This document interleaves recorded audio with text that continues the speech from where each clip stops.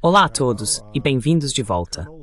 Hoje estamos recebendo Jacques Baude, coronel aposentado do Serviço de Inteligência Estratégica da Suíça, para discutir, principalmente, o que está acontecendo na Europa com esses drones da Rússia entrando na Polônia e se estamos entrando em uma nova fase desta guerra. Então deixe-me começar lhe dando as boas-vindas de volta ao programa. Muito obrigado por me convidar novamente. Bem, pensei em começar com uma pergunta mais ampla. Você acha que já entramos, de certa forma, na Terceira Guerra Mundial? Sei que isso soa muito hiperbólico, mas parece que o tempo em que vivemos, essa transição da unipolaridade para a multipolaridade, está se tornando a fonte de muitos dos nossos conflitos. Ou seja, no Ocidente, parece que só aceitamos um modelo civilizacional, sugerindo que todos devem seguir esse modelo.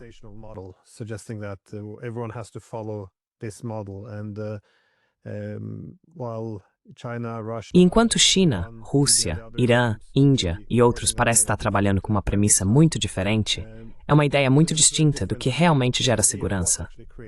Ou seja, pelo que vemos nesses esforços na Eurásia, a premissa parece ser que segurança significa que os diferentes centros de poder buscam harmonizar interesses e superar desafios. Mas no Ocidente, muitas vezes usamos uma linguagem que sugere que até mesmo conversar com esses outros centros de poder é inaceitável, porque eles violam os ideais universais que propusemos. Assim, a linguagem se traduz em declarações como "não podemos trabalhar com ditadores", e todos nós estamos familiarizados com isso.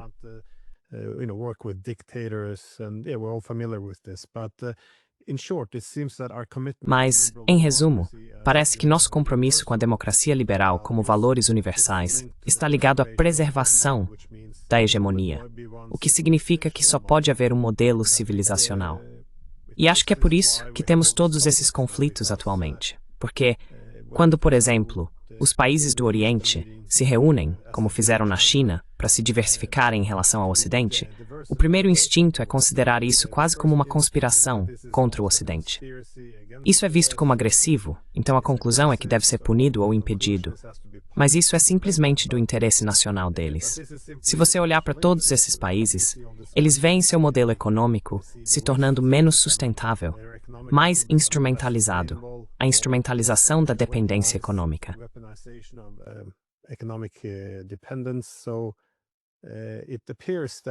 Então, parece que o que queremos pressioná-los a fazer é agir contra seus próprios interesses nacionais. Assim, você acaba com essas tensões que não podem ser resolvidas. É uma pergunta muito longa, mas acho que por esse motivo, isso parece ser um fio condutor comum em todos os conflitos nos quais nós, no Ocidente, estamos agora envolvidos. E realmente parece que esta é a transição muito turbulenta da era hegemônica para a era multipolar. Então, eu estava me perguntando, não precisamos chamar isso de Terceira Guerra Mundial, mas como você vê essa transição podendo ser resolvida sem acabar em uma guerra direta e massiva entre as grandes potências?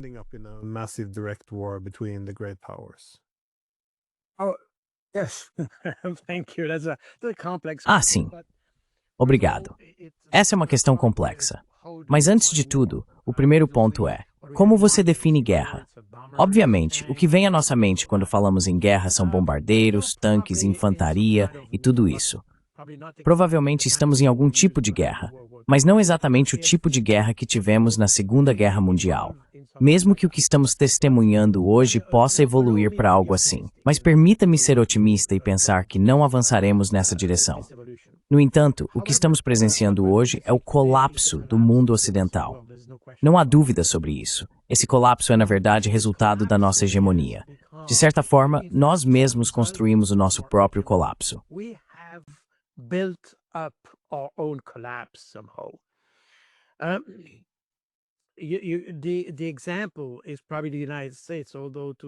O exemplo provavelmente são os Estados Unidos, embora isso se aplique em certa medida à Europa também. Os Estados Unidos costumavam ser o motor do mundo ocidental após a Segunda Guerra Mundial, e até mesmo antes, na verdade, mas especialmente depois da Segunda Guerra Mundial. Foram eles que desenvolveram tecnologia, eles tinham uma enorme produção industrial, eles nos forneciam produtos concretos e tudo mais. E há cerca de 30 ou 40 anos, eles começaram a usar outros países extensivamente, como China, Índia, Sudeste Asiático e assim por diante, para a produção. E os Estados Unidos deixaram de ser um país produtor, e sua indústria começou a falhar, a entrar em colapso um pouco.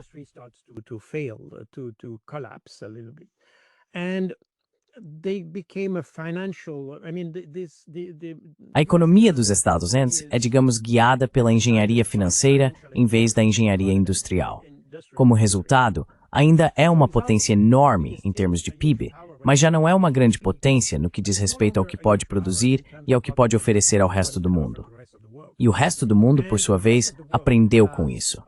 Desenvolveu suas próprias capacidades industriais.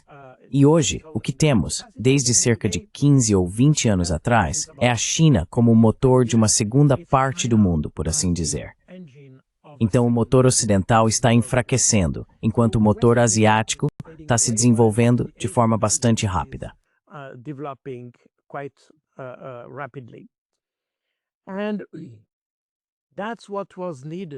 E foi isso que ajudou no colapso do mundo ocidental. Nossa hegemonia, provavelmente desde o século XVII, quando começamos a ter colônias e explorá-las, baseava-se em nossa capacidade, no Ocidente, de inovar, criar, produzir e, de fato, ser a loja de departamentos do planeta, por assim dizer. O fato de termos terceirizado nossas habilidades e capacidades produtivas fez com que outros países se tornassem mais capazes do que nós de produzir, criar e inovar. Como exemplo, hoje temos a China como principal produtora de patentes a cada ano. Então agora temos um segundo mundo que possui sua própria autonomia.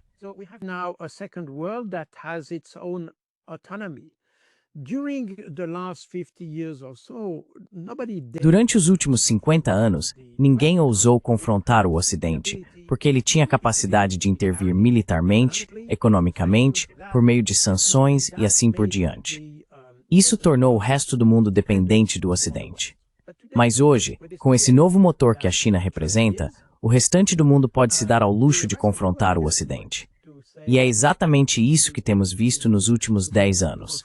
Todas as iniciativas do Ocidente, especialmente depois do que aconteceu na virada dos anos 2000, o ano 2000, quando começamos a ter guerras por toda parte.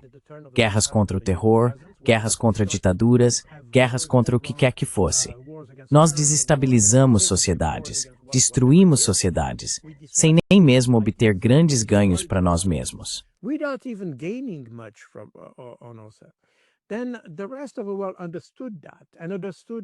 Então o resto do mundo entendeu isso, e entendeu que provavelmente o Ocidente não está agindo em benefício de todos, mas apenas em benefício próprio. E agora temos isso, exemplificado pelo BRICS, mas não só por eles.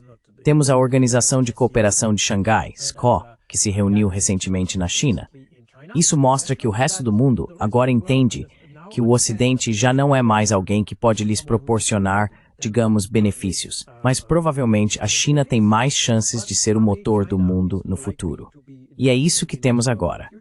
Mas além disso, há também uma diferença qualitativa, porque quando falamos sobre Ucrânia, Palestina, todos esses conflitos, vemos que o Ocidente manteve essa ideia de hegemonia pela força, hegemonia pelo confronto. E eles tinham a capacidade de se impor ao resto do mundo pelo uso da força.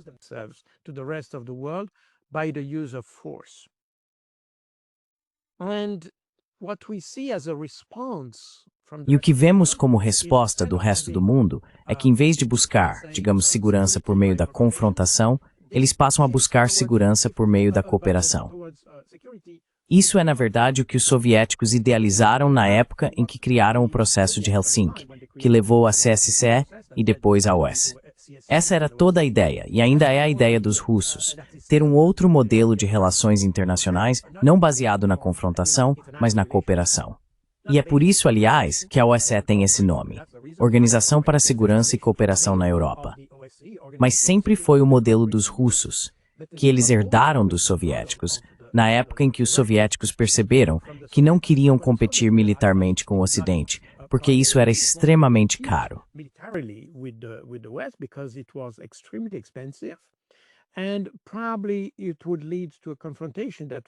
E provavelmente isso levaria a uma confrontação que seria não apenas cara economicamente, mas também em vidas humanas.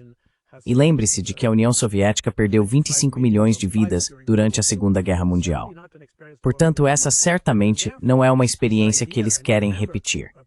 E, portanto, essa ideia, e lembre-se, a coexistência pacífica foi um conceito desenvolvido nos anos 50 por Khrushchev, dos soviéticos. Não veio do Ocidente. Então, o Ocidente sempre teve essa visão de que por terem tecnologia, por terem dinheiro, por terem capacidades, podiam se dar ao luxo de ter segurança baseada na confrontação. Os outros tentavam administrar, mas no final das contas, foi exatamente isso que levou ao colapso da União Soviética. Na verdade, foi a enorme quantia dedicada à segurança física.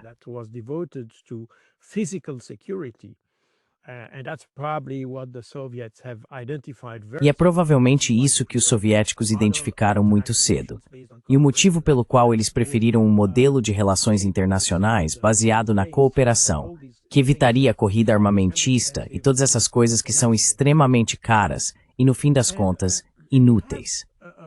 E nós temos, aliás, além de toda a questão da OCS, dos BRICS e de outros fóruns relacionados à cooperação com o restante do mundo, também podemos ver essa ideia de cooperação se falarmos sobre as garantias de segurança para a Ucrânia, por exemplo.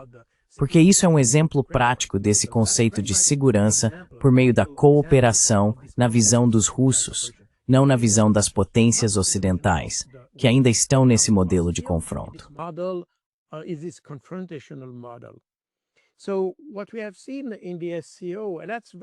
O que vimos na OCS, e isso é muito interessante, é que a OCS proporcionou a oportunidade para a Índia e China conversarem sobre questões de fronteira e outras preocupações, além de oferecer uma plataforma para a resolução de conflitos. E a OCS, aliás, algo que a maioria da mídia esqueceu ao observar o que aconteceu na China há alguns dias, foi originalmente uma plataforma criada pela China para resolver questões hídricas com países da Ásia Central. Portanto, basicamente trata-se de uma plataforma de resolução de conflitos, baseada no diálogo e na negociação.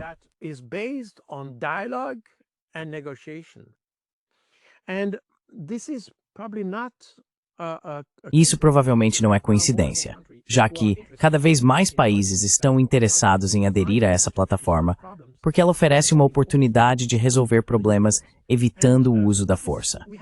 E aqui temos exatamente o oposto no Ocidente. Vimos o conflito na Ucrânia como um exemplo claro disso, porque, em vez de tentar resolver o problema antes que ele acontecesse, já que sabemos que desde 2014 ou 2015, com o Acordo de Minsk, esse conflito na Ucrânia estava se formando lentamente e poderia explodir em algo mais grave, como aconteceu em 2022. Mas nós sabíamos disso. Mesmo assim, os europeus nunca tentaram, nunca pressionaram e nunca realmente buscaram influenciar os ucranianos a implementar esse acordo, porque queríamos esse confronto com a Rússia.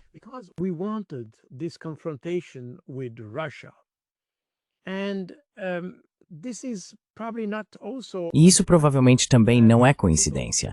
Ter pessoas como Kaja Kallas, que vem de um dos menores países da Europa, que é um beneficiário líquido da ajuda europeia, Estônia, que é um país minúsculo, mas um dos mais anti-Rússia entre todos os países do leste europeu. Kaja Kallas agora é ministra das Relações Exteriores e vemos que todas as suas atividades são sempre direcionadas contra a Rússia. Parece que ela só tem uma palavra em mente: Rússia. E isso é um bom exemplo de uma Europa que não entendeu que o mundo mudou e que a Ucrânia agora está pagando o preço por isso.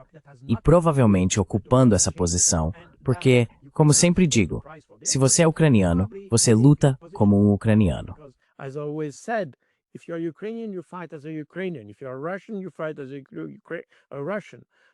Se você é russo, luta como russo. Mas se você é europeu, por que deveria se envolver diretamente no conflito? Por que não pode assumir a posição de quem pode mediar entre os dois lados? Isso é definitivamente algo que faltou aqui na Europa. A posição de alguém de fora que poderia ter levado à mediação. Nunca fizemos isso. Pelo contrário, ficamos do lado da Ucrânia no conflito e somos quase participantes diretos do conflito. Digo quase, porque obviamente há militares da Europa Ocidental destacados na Ucrânia, mais para funções administrativas do que como tropas de combate. Mas de qualquer forma, somos atores no conflito.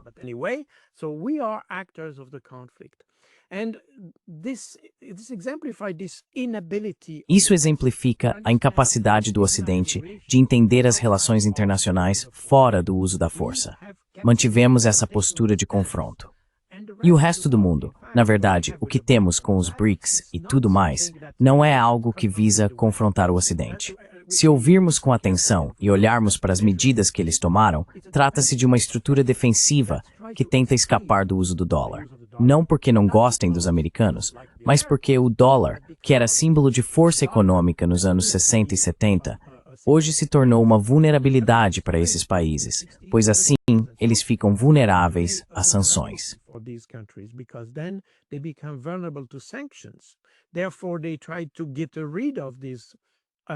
Portanto, eles tentam se livrar do dólar em suas transações do dia a dia, mas também provavelmente em suas reservas monetárias, para escapar da pressão constante do Ocidente. E o que vimos com os Estados Unidos, por exemplo, é exatamente a mesma atividade, ou digamos, mentalidade que tínhamos antes. A diferença entre Trump e seu antecessor é que, em vez de usar força militar, ele preferiu usar o comércio como arma, o acesso aos CADs, especialmente o mercado dos Estados Unidos, como uma arma.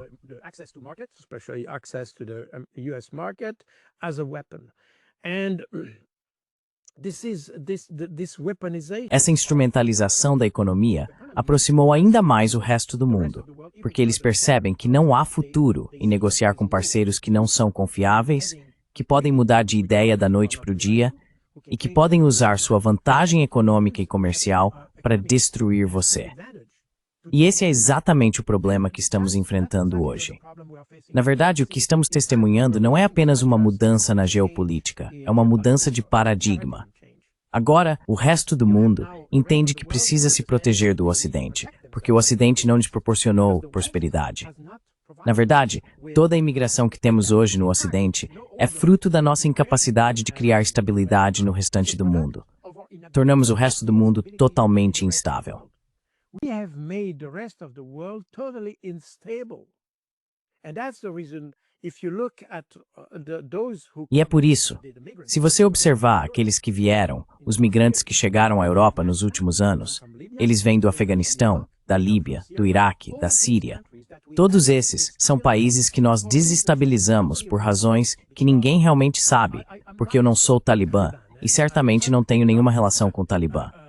Mas, por outro lado, eu pergunto, por que estamos tão interessados em mudar o regime no Afeganistão? Por que estamos dispostos a desestabilizar regiões inteiras só para mudar o regime no Afeganistão? Se eles não gostam do regime, bem, nós fizemos isso na Europa quando os europeus não estavam satisfeitos com a monarquia. Eles fizeram revoluções e derrubaram as monarquias. Eles fizeram isso sozinhos. Não precisamos da ajuda dos afegãos para fazer isso.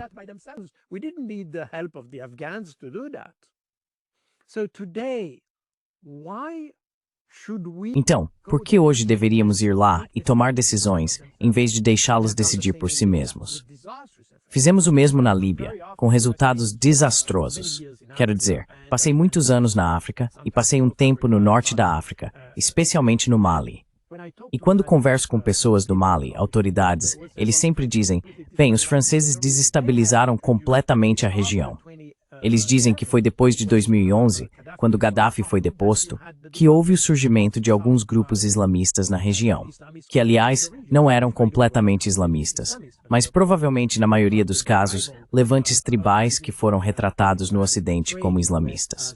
Embora certamente tivessem alguma motivação islâmica, esse não era o principal fator. Eram, em sua maioria, relacionados a questões étnicas.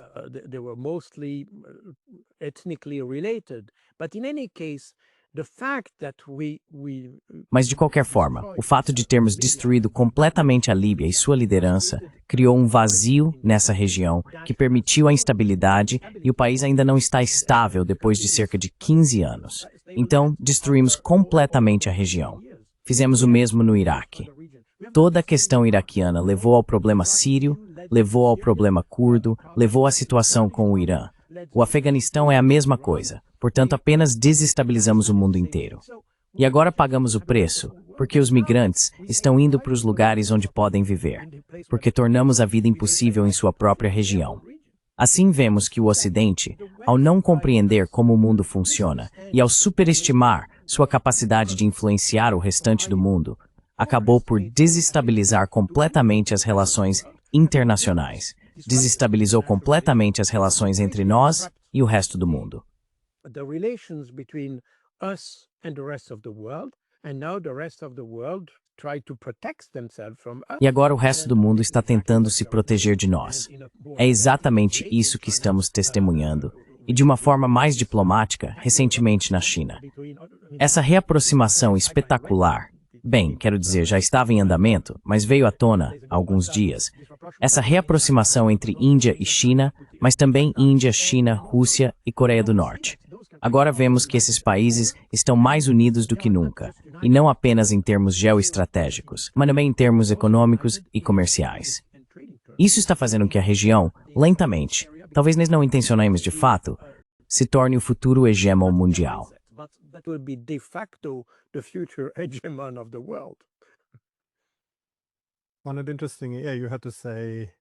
É interessante. Você tem que dizer, para justificar, não promover uma mudança de regime ou não entrar em guerra com o Afeganistão, que você não é um apoiador do Talibã. Mas o fato de quase termos que afirmar isso mostra em que ponto chegamos, porque criamos essa situação em que se você não é a favor de atacá-los ou de mudar seus governos à força, então quase parece que você está do lado deles. É uma lógica absurda, mas que vem sendo empurrada há muito tempo. Esse foi mais ou menos o mesmo raciocínio usado com o Irã também, quando atacaram as usinas nucleares. O argumento era que eles não têm direitos suficientes para as mulheres, e muitas vezes exageramos isso.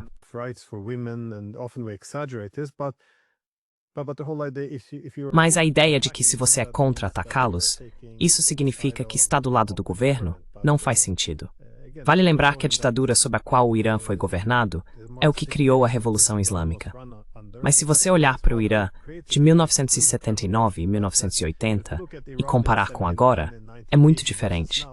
Estive lá em maio e vi muita gente faz parecer que é como o Talibã, mas uma grande porcentagem das mulheres, por exemplo, não usa o véu. Eles realmente não aplicam essas leis. E é isso que acontece com o tempo. Se as pessoas forem deixadas em paz, elas vão buscar as reformas e mudanças que desejam. Mas quando você ataca um país, tenta destruí-lo, cria um desastre nuclear nesse país, tenta exterminar o país com esses ataques de decapitação.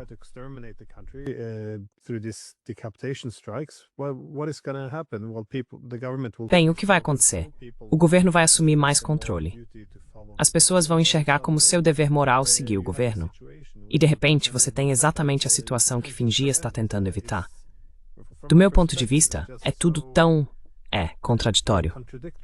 Mas meio que compramos essa ideia de que ou você está a favor, de novo, isso entra na ideia universal, ou você está a favor de transformarmos o mundo, refazendo isso por meio da força militar, ou está apoiando o velho mundo falho. É uma ideologia muito simplista ao que abraçamos.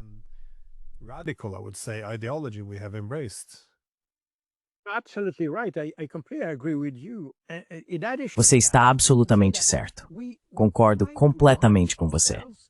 Além disso, podemos dizer que tentamos mentir para nós mesmos para justificar nossas guerras. É fascinante. No meu livro sobre governar por meio de fake news, falo sobre o Afeganistão e tudo isso. Mas em todos esses conflitos, por exemplo, se você pegar o Irã, você acabou de falar sobre o Irã. Sabemos, porque a inteligência dos Estados Unidos já estabeleceu que desde 2003, o Irã não teve nenhuma intenção de desenvolver uma bomba nuclear. E apesar disso, na verdade, quando Donald Trump foi informado disso, quero dizer, foi lembrado desse relatório que foi publicado em março deste ano pelo escritório do diretor de inteligência nacional dos Estados Unidos. Donald Trump disse, eu não me importo. Então existe uma estrutura de inteligência que diz uma coisa e faz exatamente o oposto, e não se importa com o que a própria estrutura de inteligência diz.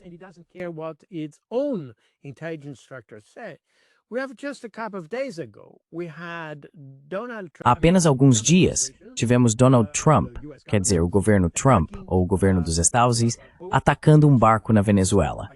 Eu não sei se aqueles caras eram mocinhos ou bandidos, eu não sei. Mas toda a justificativa por trás disso, incluindo o envio de navios ao redor da Venezuela ou na região para exercer pressão sobre o governo, foi motivada por essa ideia de que o governo venezuelano apoia algumas gangues, uma gangue específica que foi mencionada pelo governo dos Estados Unidos. Agora, exatamente ao mesmo tempo, há um relatório da inteligência dos Estados Unidos dizendo que não existe relação entre a Venezuela e essa gangue em particular. E embora essa relação tenha sido afirmada pelo governo dos Estados Unidos como motivo, como justificativa para atacar a Venezuela.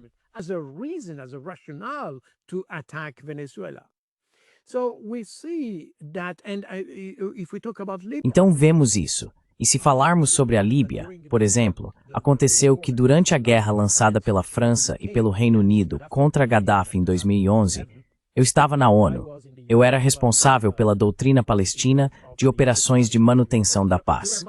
Então estávamos monitorando a situação de perto. E toda a justificativa para a intervenção francesa na Líbia foi o suposto massacre que teria ocorrido em Benghazi.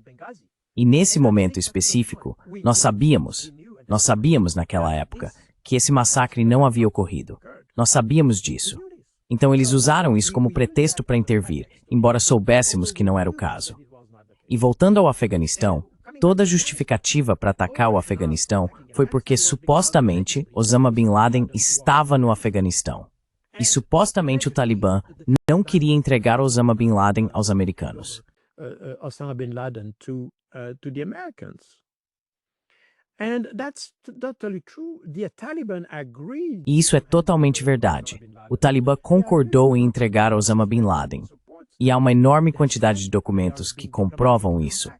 Eles disseram, e houve contato diplomático entre o Talibã na época e o governo dos Estados, o governo Bush, com o objetivo de eles se declararam prontos para entregar Osama Bin Laden, desde que os Estados Unidos apresentassem provas de que ele estava envolvido no 11 de setembro. Os americanos nunca fizeram isso. Eles nunca apresentaram as provas, embora tenham concordado em fazer essa troca, fornecer as provas, e então Osama Bin Laden seria entregue. Mas depois nunca apresentaram as provas e preferiram ir para a guerra. Então vemos que todas as nossas guerras são, na verdade, baseadas em mentiras. Mentiras para nós mesmos, porque sabemos que estamos errados.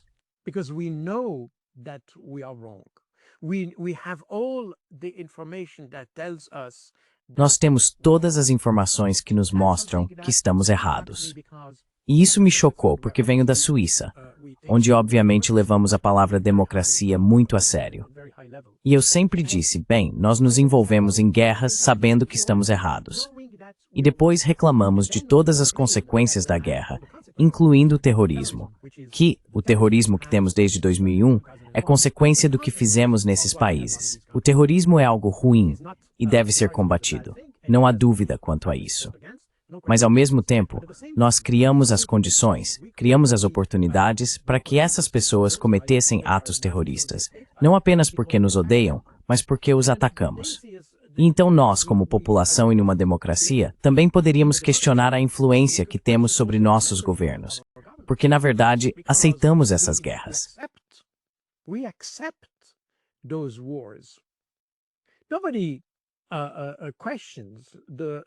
Ninguém questiona a justificativa para ir à guerra.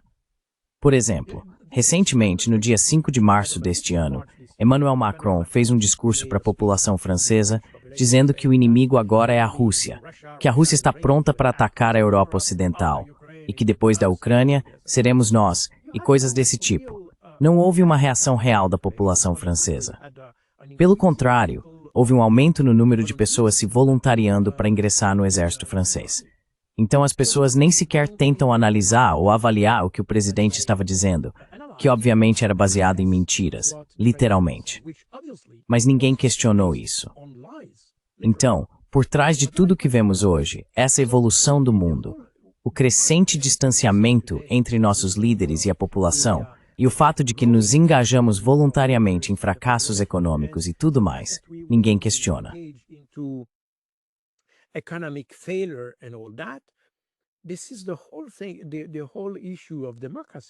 Essa é a questão central, toda a questão da democracia que está em jogo aqui. A forma como governamos as pessoas está em jogo aqui. E isso é algo que, na minha opinião, não questionamos o suficiente, porque tentamos combater ditaduras e coisas do tipo na China, no Afeganistão, onde quer que vejamos um regime autoritário. Mas estamos questionando a forma como governamos as pessoas. Estamos questionando a forma como nos envolvemos em guerras. Estamos questionando a forma como concebemos as relações internacionais. E é aí que vemos que a abordagem que tem sido promovida, especialmente pelos russos, porque os russos estão obviamente em contato direto com a Europa Ocidental e em contato direto com essa agressividade da Europa Ocidental contra eles.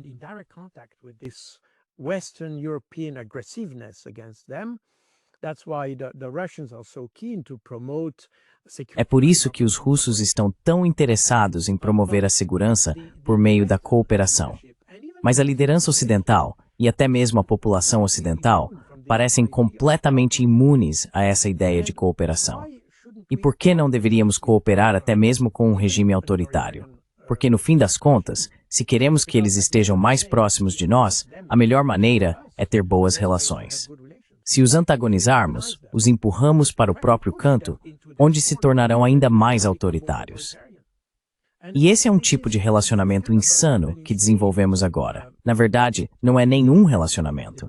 É uma concepção insana de relações internacionais que desenvolvemos no Ocidente.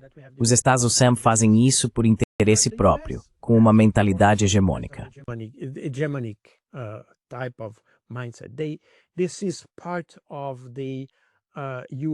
Isso faz parte da mentalidade dos Estados Unidos. Não exatamente hegemonia, mas essa ideia de que eles são os melhores do mundo, que devem liderar o mundo e que podem ajudar o mundo a ser melhor. Esse é o mantra. É um tipo de mentalidade missionária que eles têm desde o início da própria existência. Aliás, foi assim que conquistaram o próprio continente, tentando impor sua visão e essa incapacidade de coexistir com outros, mas sim essa ideia de que são melhores e, portanto, devem prevalecer. Essa é a mentalidade fundamental. E é isso que eles fazem agora, mas em nível planetário, por assim dizer.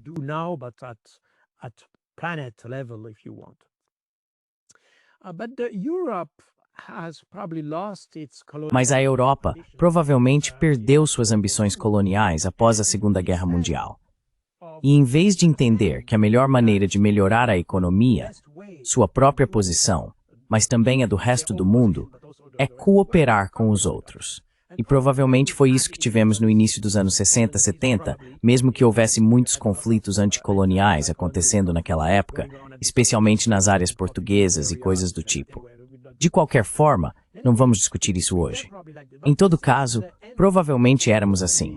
Mas desde o fim da Guerra Fria, parece que a Europa tem adotado um tipo de comportamento moralista e hegemonista que, na verdade, apoia a política dos Estados. Nem mesmo em benefício dos europeus, mas apenas em benefício dos Estados Unidos, o que é extremamente estranho.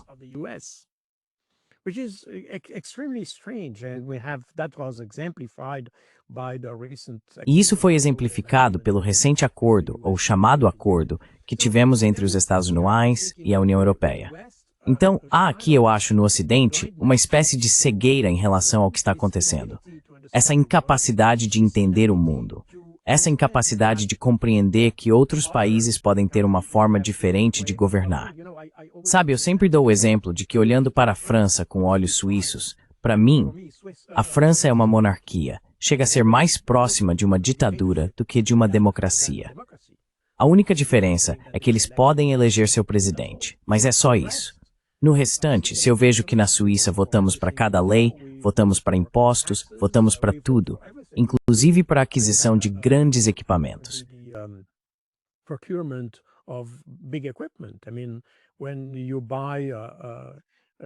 Quero dizer, quando você compra equipamentos militares de grande porte, isso é aceito pelo povo. Então temos uma compreensão ampla da democracia.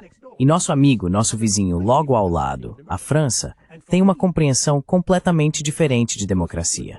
E para mim, está mais próximo de uma monarquia autoritária, aliás. Então, por que não deveríamos tentar derrubar o presidente francês? Veja, se aplicarmos a mesma lógica, se considerarmos que a oposição é a verdade absoluta e que existe apenas uma maneira de governar um país, eu sugeriria que a única maneira boa é a maneira suíça. E isso significaria que deveríamos derrubar todos os outros governos. É claro, um tipo de declaração absurda, mas mostra o quão absurdos também somos com outros países.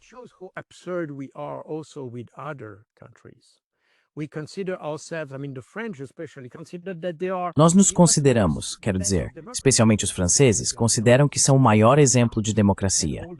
Mas eles não são. Definitivamente não são. Todas as manifestações que têm, as erupções de violência, a miséria e toda a disfunção que existe no próprio governo deles, só esta semana já é mais um exemplo. Então, como podem fingir ser o melhor exemplo de democracia? E como se acham no direito de decidir quando outros países devem ter um tipo diferente de governo? Os suíços poderiam fazer isso, mas certamente não os franceses. Mas mesmo assim, são os franceses que fazem guerra, não a Suíça, ainda que agora a Suíça esteja seguindo junto quando se trata da Ucrânia.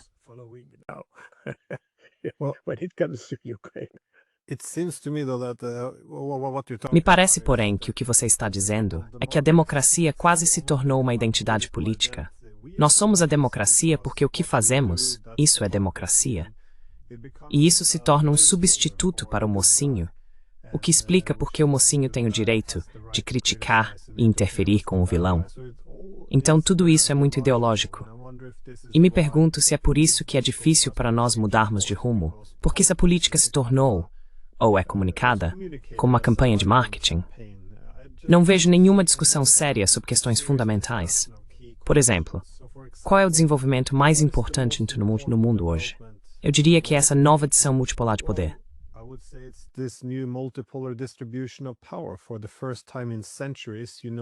Pela primeira vez em séculos, agora existem todos esses centros de poder que não são mais ocidentais. E isso significa que o mundo está passando por uma grande mudança. Então, do meu ponto de vista, se perguntarmos como podemos preservar o Ocidente como uma civilização, o que devemos fazer? Como fazemos isso? Para isso, acho que precisamos nos fazer uma pergunta importante. Porque o Ocidente funcionou por séculos como um hegemon, ou um hegemon coletivo, ao redor do mundo.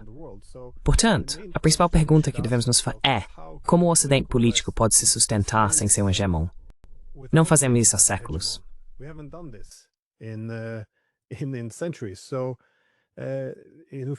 Então, se você não fizer isso, é preciso responder para acabar com as ilusões e reconhecer a realidade, ou seja, o mundo como ele é. Mas percebo que até mesmo fazer essa pergunta, muitas vezes, é interpretado como uma afronta ao Ocidente, quase como sendo anti-ocidental, mesmo que seja necessário para salvar o Ocidente. Porque o Ocidente representa a democracia liberal. E para sustentar a democracia liberal, ela precisa estar enraizada no hegemon. Então, parece que o Ocidente está se autodestruindo e nos levando a guerras que não podemos vencer, simplesmente porque nos recusamos a enfrentar questões muito específicas e muito simples. Ou seja, como mantemos o Ocidente em um mundo multipolar, onde já não somos mais dominantes?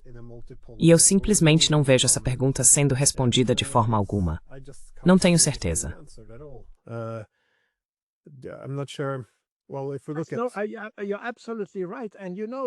Bem, se olharmos para, você está absolutamente certo. E sabe, posso te mostrar esse diagrama. Você provavelmente conhece o Índice de Percepção Democrática, certo? Ele é estabelecido por, acho que é um think tank dinamarquês ou alemão que faz isso todo ano. Trata-se da percepção democrática. Ou seja, não é se um Estado é democrático ou não, mas como as pessoas entendem ou sentem a democracia. E em 2022, havia esse diagrama muito interessante aqui. Você pode ver no topo. Na verdade, a ideia é que eles perguntam às pessoas o quanto elas acham que a democracia é importante. Se a democracia é importante ou não.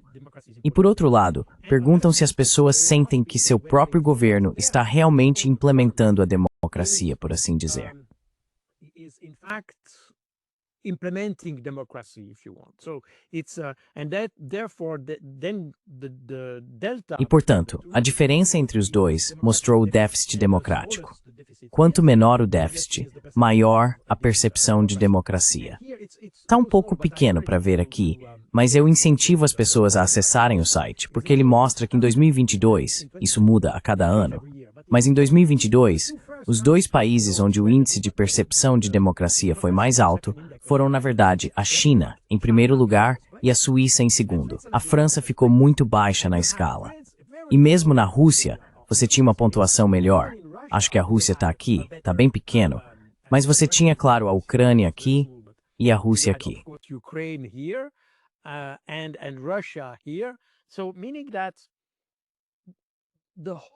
Então, o que quero dizer é que toda a questão da democracia é algo que, quero dizer, obviamente existem critérios para medir a democracia, e certamente sabemos disso. Mas, além disso, também existe a forma como percebemos a democracia, a maneira como percebemos nossa relação com o governo. A questão é que agora temos todas essas pessoas que acham que precisam promover a democracia na China e tudo mais, mas como você pode promover a democracia em um país que já se sente democrático? E pode parecer estranho ter esse tipo de percepção, mas a explicação no estudo que acompanha esse diagrama mostra que na China, as pessoas percebem que estão em um sistema de partido único e provavelmente não têm todos os direitos que você pode ter na Suíça, por exemplo.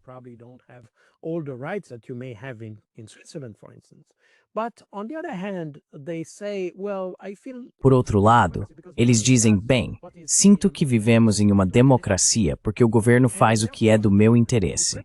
E, portanto, a discrepância entre o que o governo faz e o que eu espero dele não é muito grande.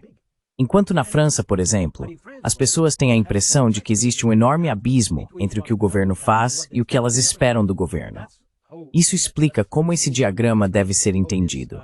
Isso explica como, quando começamos a justificar guerras com mudança de regime e tudo mais, incluindo o que estamos testemunhando contra a Rússia hoje, porque todo o propósito dessa guerra contra a Rússia, a guerra comercial, as sanções e a guerra na Ucrânia, foi, na verdade, provocar essa mudança de governo na Rússia.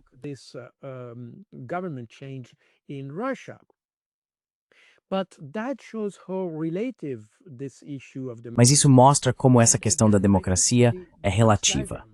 E, novamente, acho que esse diagrama, e provavelmente podemos questionar a validade dessa abordagem, podemos discutir isso, mas ainda assim, ele mostra que o que consideramos democrático em nossos países provavelmente não é a melhor maneira de entender como a democracia funciona. E acho que isso é algo que exigiria mais debate, exatamente como você disse. Quero dizer, você está certo ao dizer que estabelecemos de uma vez por todas que somos democráticos e, portanto, somos a referência para medir a democracia em outros lugares. E isso nos dá o direito de fazer guerra em qualquer lugar do mundo, porque somos os mocinhos. E eu apoio completamente o que você disse.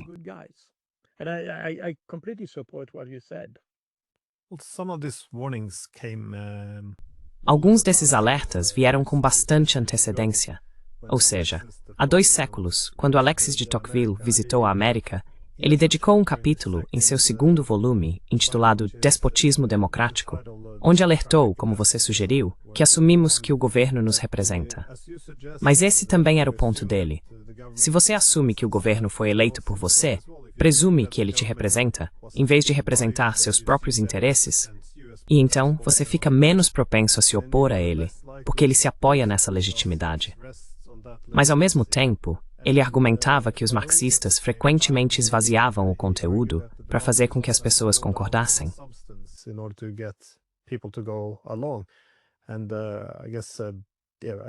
E eu acho, só estou pensando a partir da minha perspectiva aqui, estou na Noruega, e vejo o governo, por exemplo, a abordagem deles em relação à Ucrânia. Eles usam democracia e liberdade em toda frase, mas todo representante do parlamento é a favor de enviar armas. Ninguém acha que devemos conversar com o oponente. Ninguém. Isso é estranho. Todo veículo de notícia, todo canal de TV, todo jornal, dizem exatamente a mesma coisa. Vejo acadêmicos. Eles não relacionam nada disso à expansão da OTAN. Eles são muito cautelosos ao falar qualquer coisa. Em particular, falam. Em público, não. Eles não se manifestam. Sou professor na universidade. Critico as políticas da OTAN porque acho que elas minam nossa segurança. Esses lunáticos escrevem artigos nas capas dos maiores jornais dizendo que sou um agente da Rússia porque penso que nossa insistência em expandir a OTAN está destruindo a Ucrânia.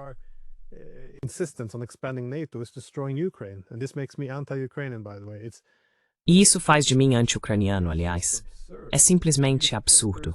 Esses jornais, eles têm organizações financiadas pelo governo e organizações não governamentais que se identificam como instituições democráticas.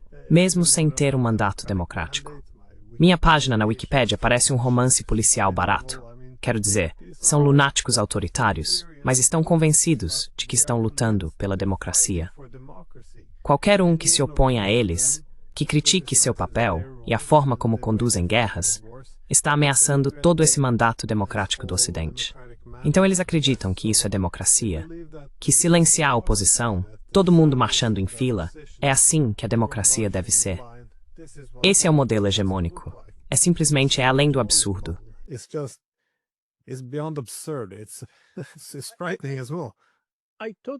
É assustador também. Concordo totalmente com você. O interessante é que, quando se fala sobre a OTAN e a ampliação da OTAN, e sobre a OTAN, de fato em segurança, trabalhei por 5 anos na OTAN, designado pelo meu próprio governo sob o rótulo de Parceria para a Paz, mas eu trabalhava dentro da OTAN. Por acaso, encontrei um antigo colega com quem trabalhei décadas atrás, quando estava no Instituto Internacional de Estudos Estratégicos em Londres. Esse cara agora é responsável pelo desenvolvimento futuro da OTAN. Tivemos muitas discussões juntos sobre a OTAN, a realidade, ou digamos não consigo encontrar a palavra, não a realidade, mas a adequação da OTAN no contexto geopolítico de hoje.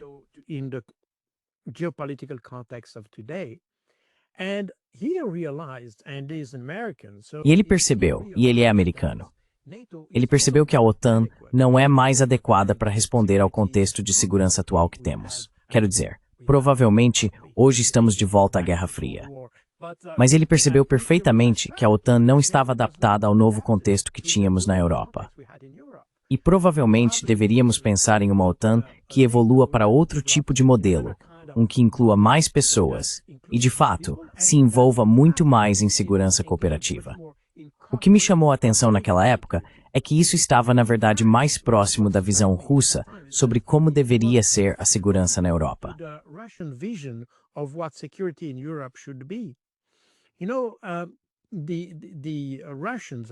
Você sabe, os russos, quer dizer, os soviéticos em meados dos anos 50 e os russos no início dos anos 90, demonstraram interesse em entrar para a OTAN. A ideia de entrar para a OTAN não era porque queriam fazer parte de uma organização militar propriamente dita, mas porque queriam mostrar que a segurança não pode ser alcançada por meio de confronto direto. Em determinado momento, precisamos começar a perceber que a melhor segurança está relacionada à cooperação.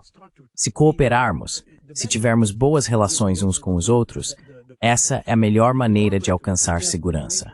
E hoje, temos exatamente a mesma abordagem com os russos. Quando falamos sobre segurança, estou mudando um pouco de assunto, desculpe, mas falando sobre a questão atual das garantias de segurança para a Ucrânia.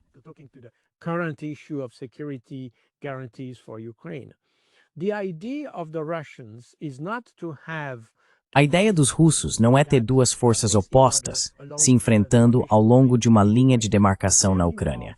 A visão deles sobre uma garantia de segurança é ter vários países que garantam a segurança da Ucrânia exatamente da mesma forma que aqueles que garantiram a segurança e a neutralidade da Suíça no início dos anos 1815, para ser preciso, durante o Congresso de Viena, que concedeu a neutralidade à Suíça. Isso mais tarde se tornou o modelo para a Áustria em 1955. A garantia da Suíça em 1815 foi fornecida pela Alemanha, Áustria, Reino Unido e Rússia. Essas 4 potências garantiram a neutralidade da Suíça. Em 1955, para a Áustria, foram os 4 vencedores da Segunda Guerra Mundial, ou seja, França, Grã-Bretanha, Itália e União Soviética.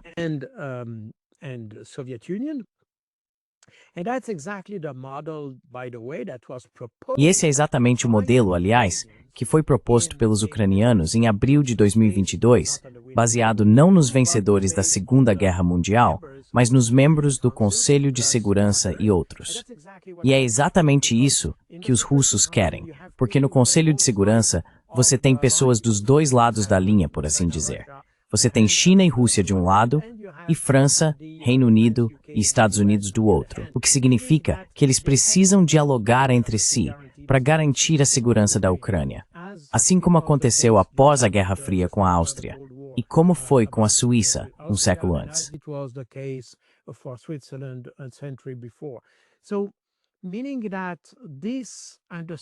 Portanto, esse entendimento de segurança cooperativa não é necessariamente antagônico ao princípio de se ter uma organização de segurança na Europa, mesmo que ela se chame OTAN.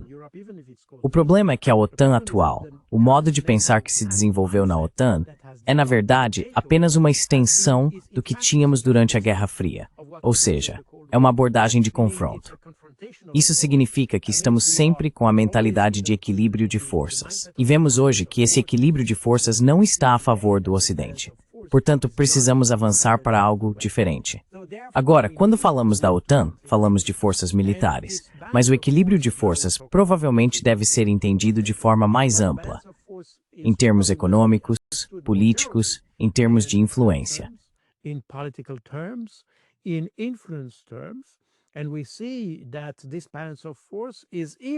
E vemos que esse equilíbrio de forças está ainda mais favorável ao mundo não ocidental.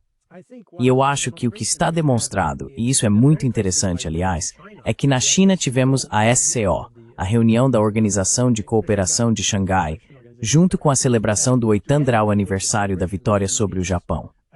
Isso é importante porque mostra exatamente como os chineses, bem, acho que a mensagem é muito poderosa, porque mostra que a segurança é feita de duas coisas: a capacidade de travar uma guerra e a habilidade de fazê-lo, por um lado, mas, por outro lado, a capacidade de cooperar juntos.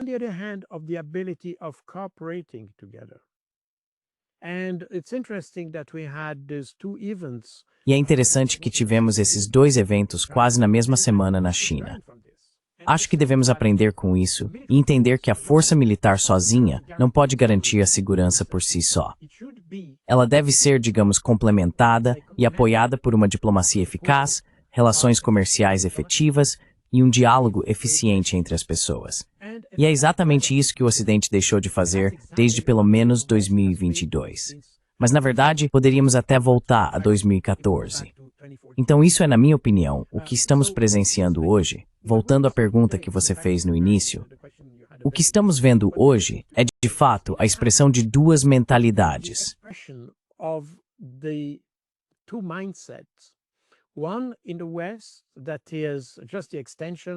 No Ocidente, é apenas a continuação da Guerra Fria.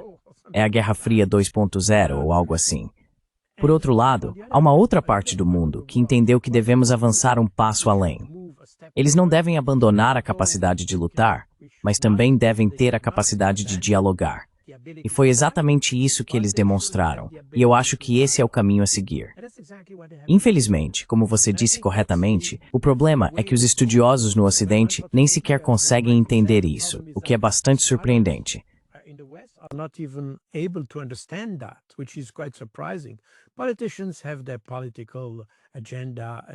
Políticos têm suas próprias agendas políticas e coisas do tipo, e a maioria deles provavelmente não é das mentes mais brilhantes. Então, isso não surpreende.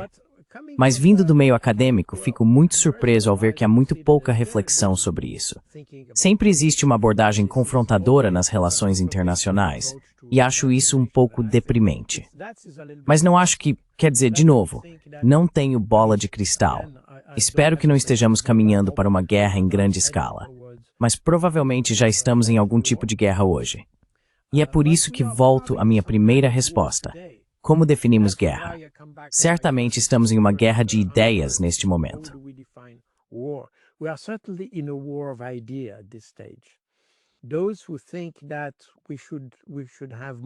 Aqueles que acham que devemos ter mais cooperação, mais compreensão uns dos outros, e entender que se queremos um mundo melhor, isso não virá do uso da força, mas sim de uma melhor compreensão e diálogo entre as pessoas. E se quisermos ter governos, usei o exemplo do Afeganistão, mas provavelmente há outros, se quisermos que eles estejam mais próximos dos valores que consideramos melhores.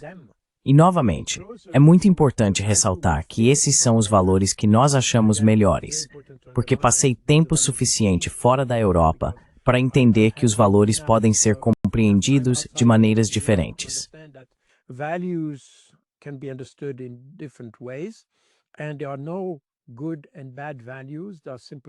E não existem valores bons ou maus. Existem simplesmente valores diferentes. Se queremos que as pessoas possam conversar, ter boas relações e provavelmente melhorar umas às outras de alguma forma, o melhor caminho é o diálogo, não a confrontação. É por isso que sou um defensor dessa ideia de segurança por meio da cooperação e não de segurança por meio da confrontação, que é defendida pelo Ocidente, especialmente pela União Europeia. E hoje, pela OTAN. Mas eu diria Mark Hurt mais do que a OTAN, porque a OTAN é uma organização onde a tomada de decisões não é exatamente igual à da União Europeia. De qualquer forma, não vou discutir isso hoje.